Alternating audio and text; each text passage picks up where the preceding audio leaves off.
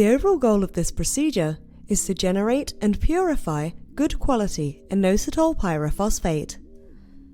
This is accomplished by first using IP6 as a substrate for the IP6 kinase 1 enzyme to generate IP7.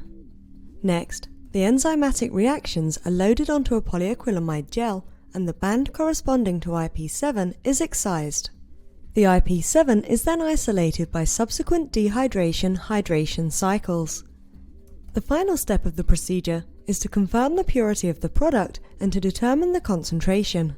Ultimately, results can be obtained that show the biological activity of IP7 through incubation of IP7 with VIP1 kinase and with the IP7 phosphatase DDP1.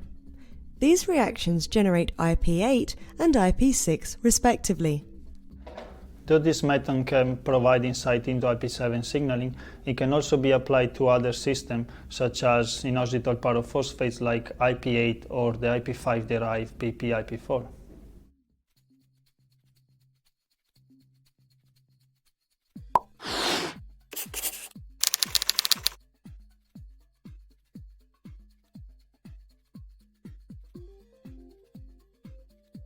This protocol begins with the preparation of enzymatic reactions in which IP6 kinase 1 or VIP1 convert IP6 to the pyrophosphorylated isoforms.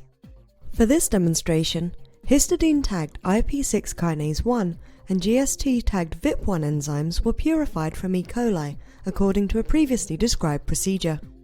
To begin, prepare 10 to 20 independent enzymatic reactions containing IP6 and his IP6 kinase 1 or GST VIP1